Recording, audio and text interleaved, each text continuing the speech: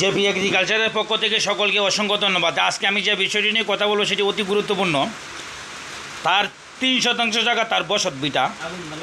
এই বসত ভিটা ঘর ছাড়া যতটুকু জায়গা আছে পুরা জায়গার মধ্যে সে শাকসবজি চাষ করছে এবং সে আজ স্বাবলম্বী। তার বাজারে যেতে হয় না, সে এখান থেকেই নিয়ে খেতে পারে। এই যে কার্পুল, হ্যাঁ কার্পুল আছে, পরে আপনার এই যে সুপারি গাছ আছে, হ্যাঁ পরে এই যে দেখেন এই যে পুঁই শাক আছে, এই যে পুঁই শাক, লম্বা পুঁই শাক, হ্যাঁ পরে মনে করেন একটা এদিকে আসেন, এদিকে এই যে আপনার এই দেখেন এই যে পুঁই শাকের কত লম্বা ঘাস, পুঁই শাকের গাছ, পরে এই যে সিম গাছ, পরে আবার ব্যানানা কলা, পরে আবার এই যে পাট শাক ছিল ছোটোবেলায়, এই যে পাট শাক এখন বড় হয়ে গেছে পাট শাক, ঠিক আছে। এই যে পেয়ারা গাছ বাড়ির সামনে, পেয়ারা গাছ তার, সে খুব কর্মঠ লোক, ঠিক আছে। এই যে অনেক বড় বড় পেয়ারা হয়েছে তার বাসায়।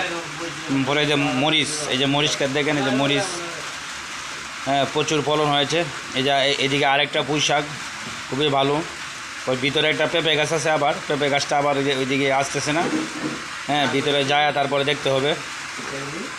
পরে এইদিকে আসেন, এইদিকে আরেকটা জলপাই গাছ, হ্যাঁ পরে এই যে দেখেন এই যে সিম গাছ, পরে এই যে নারকেল গাছ, আবার এই যে নারকেল গাছ আছে, হ্যাঁ তার অল্প একটু জায়গার মধ্যে অনেক কিছু গাছ রোপণ করেছে সে। পরে এই যে খাটাল গাছ আছে, ওই যে ওইটা তার পাকঘর আছে, ওইটা তার পাকঘর।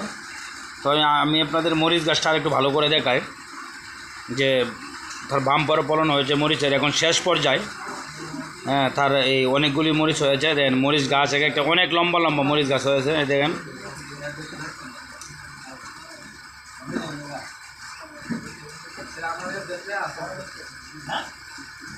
এই যে মরিচ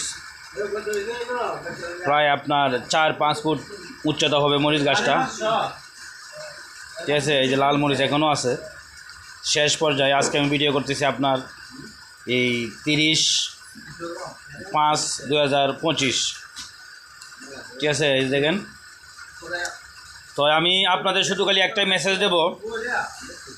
মেসেজটা হলো যে সে যদি 3% জায়গার মধ্যে ঘর পাকঘর সব কিছু করার পরেও শাকসবজি সে করতে পারে, তা আমরা কেন পারবো না? আমাদের তো অনেক পরিচিত জায়গা আছে, হ্যাঁ যেটা আমরা কোনো কাজে লাগে না, ওইটার মধ্যে আমরা শাকসবজি চাষ করব।